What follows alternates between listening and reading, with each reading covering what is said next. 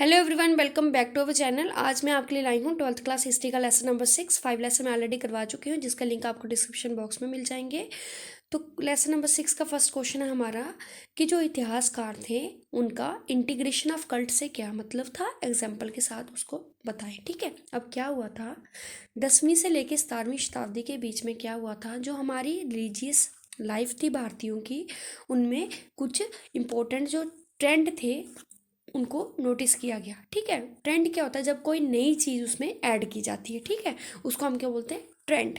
अब क्या चीज़ें देखी गई, अब जो भगवान थे उनके अवतारों की पूजा की जाने लगी, मतलब भगवानों को वेरियस फॉर्म में पूजा जाने लगा। ठीक है, जो भगवान और जो देवी देवता होते थे उनको मूर्तियों के रूप में दर्शाया जाने लगा और उनका किताबों में भी वर्णन मिलने लगा। ठीक है, उस टाइम में अब क्या था, जो लेकिन जो अवतारों की तो पूजा होने लगी, लेकिन जो बेसिक जो भगवान थे उस टाइम के वो कौन थे, विष्णु, शिवा, और देवियों में कौन थी, दुर्गा, लक्ष्मी और पार्वती। ये जो थे ये ओरिजिनल थे। ठीक है, बाद में इन्होंने जो जो अवतार धारण किए उनकी पूजा होना शुरू होगी।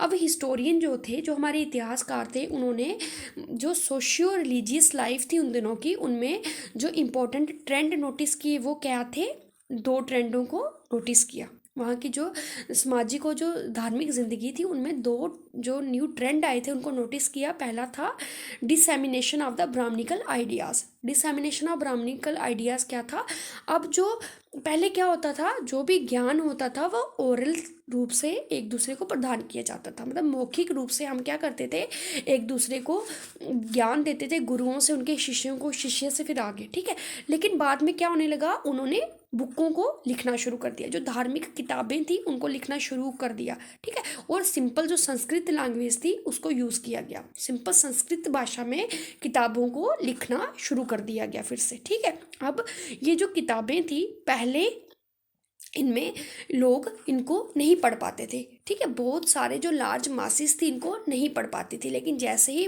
किताबों को सिंपल संस्कृत लैंग्वेज में लिखा गया तो अब हर कोई बंदा, इवन वुमेन्स और जो शूद्रास थे, सबसे फोर्थ श्रेणी में जिनको कंसीडर किया गया है, ब्राह्मण, क्षत्रिय, वैश्य, शूद्रास, शूद्रास भी अब उन बुकों को पढ़ने लगे। ठीक है, सेकंड क्या था, ब्राह्मण्स। ठीक है, अब ब्राह्मण्स कौन थे, जो बिलीफ और प्रैक्टिसेस पे क्या करते थे, काम करते थे। ठीक है, उनको बोला जाता है ब्राह्मण, क्योंकि पहले टाइम में जो 4 श्रेणियां थी उनमें जो ब्राह्मण्स होते थे उनका काम क्या होता था, शिक्षा का प्रसार करना, धार्मिक जो भगवान की जो पूजा है, ये सब किनका काम हुआ करता था, ब्राह्मण्स का। ठीक है, अब ये कौन सा प्रोसेस था, process of evolution. Process of evolution का क्या मतलब है, कुछ चेंजेस आई। ठीक है, जो पुराने जो रीति रिवाज थे उनमें कुछ चेंजेस आना शुरू हो गए। ठीक है, अब जो ट्रेडिशनल क्लासिकल ट्रेडिशंस थी, जो हमारी पुरानी परंपराएं थी, उनमें चेंजेस आना शुरू होगी और उन्होंने नई नई किस्मों को, नई नई शेप्स को धारण करना शुरू कर दिया, मतलब बहुत सी चेंजेस आए।